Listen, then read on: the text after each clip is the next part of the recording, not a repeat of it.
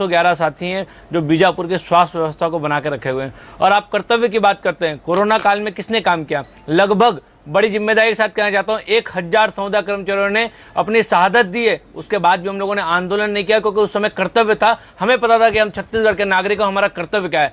5-5, 6-6, 8-8 घंटा PPE kit पहन के हमारे संविदा के डॉक्टर्स बैठा करते थे, और वो डॉक्टर्स उफ तक नहीं लेते थे, क्योंकि उस समय उन्हें कर्तव्य याद थे। तो संविदा कर्मचारियों के कर्तव्य के विषय पे मत बात करिए। मैं आपको तथ्य बताना चाहता हूं, आप जन घोषणा पत्र के बिंदु क्रमांक 11 में स्पष्ट लिखा हुआ है कि संविदा कर्मचारियों को नियमित किया जाएगा। दूसरा, उसी लाइन पे लिखा गया है किसी की छटनी नहीं की जाएगी। आपने न नियमितीकरण का वादा पूरा किया गया, और आज 211 संविदा कर्मचारियों को छटनी करते हुए आपने इरादे स्पष्ट कर दिए कि आपने संविदा कर्मचारियों के विषय पे कुछ नहीं कहा गया। मैं कहना चाहता हूं, आज हम लोगों ने माई पीला जबर रैली निकाली गई थी, जिसमें हमारे परिवार के साथी उपस्थित होकर केवल शांतिपूर्ण ढंग से आपसे संवाद की अपील कर रहे हैं। हम कोई बहुत बड़ी बात नहीं कर रहे हैं, लेकिन 30 दिन तक का धरना स्थल पर बैठे हुए संविदा कर्मचारियों से आप संवाद स्थापित न करते हुए ऐसी एक तरफा कार्रवाई करेंगे तो मैं आपको बताना चाहूंगा, संविदा कर्मचारी भी सर पे कफन बांधकर अपने घर से निकला हुआ है। और हमने 45,000 संविदा कर्मचारियों पूर्व में ही हम लोगों ने आराम से हम लोगों ने अपना इस्तीफा सौंप दिया सरकार से। हमारी क्या मांग है? हमारी पीड़ा को सुना नहीं जा रहा है, ना सुनते हुए एक तरफा मनमानी की जा रही है। आपने 27% की सैलरी बढ़ाई, हमने सैलरी की मांग बिल्कुल भी नहीं की थी। हमने तो जॉब सुरक्षा की मांग की थी। 27 तारीख को मैं आपको बताना चाहूंगा अभिलाष सर, 27 तारीख को एक हमारा साथी दिवंगत हो गया। उसकी 4 महीने पहले उसकी वाइफ की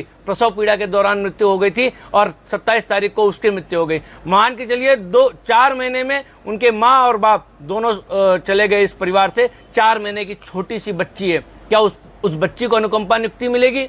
क्या उस बच्ची को पेंशन मिलेगा, या उस बच्ची को सामाजिक सुरक्षा मिलेगी? नहीं मिलेगी। लड़ाई तो नहीं है, 27% की क्या वृद्धि उनको मिलेगी? नहीं मिलेगी, क्योंकि कमाऊ सदस्य ही इस दुनिया से चल बसा है। मैं बस केवल सरकार से पूछना चाहता हूं कि आपने कहा था, मेरे पास वीडियो है, मैं कोई अनप्रूफ बात नहीं कर रहा हूं, मेरे पास वीडियो है, मेरे पास तथ्य है, लिखित प्रमाण है। टीएस सिंहदेव जी का हस्ताक्षरित पत्र हमारे पास है, जिन्होंने उनमें कहा था कि जब हमारी सरकार आएगी तो नियमित कर देंगे। लेकिन एक तरफ हमारे साथी काल के कपाल पे समाते जा रहे हैं, दूसरी तरफ सरकार हमसे बात नहीं करती है, और तीसरी तरफ कार्रवाई करती है। मैं पूछना चाहता हूं कि अधिकारी कार्रवाई पे इतनी त्वरितता दिखा रहे हैं, उतनी त्वरितता हमारी मांगों पे दिखाते तो निश्चित रूप से समाधान होता है। आज भी कहना चाहता हूं, आपकी संवेदनशीलता संविदा कर्मचारियों पर होनी चाहिए।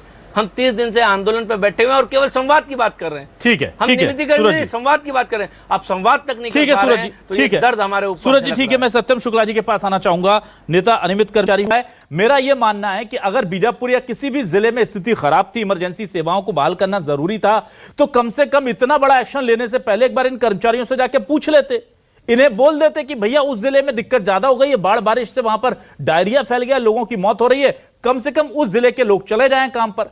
अगर ये ना जाते तो सवालों के कटघरे में आज हम संविदा कर्मियों को खड़ा करते, पर अभी तो बीजेपी सवालों के घेरे में और कांग्रेस। बीजेपी पहले इन चीजों को लेकर संवेदनशील नहीं थी, अब क्यों है ये हम सवाल पूछ रहे हैं। और कांग्रेस ने वादा किया था तो निभा क्यों नहीं रही, और अगर निभा रही है तो जता क्यों नहीं रही? वादा ना वफा करते, वादा तो किया होता, वादा तो किया है आपने, जाहिर सी बात है वफा नहीं कर रहे हैं तो बीच का कोई रास्ता निकालिए। पर अगर आप बीच का रास्ता भी नहीं निकालेंगे, वादा भी पूरा नहीं करेंगे और पीछे से चाबुक चलाएंगे अनुशासन का, तो फिर सवाल उठेंगे। बहुत बहुत शुक्रिया केदार गुप्ता जी।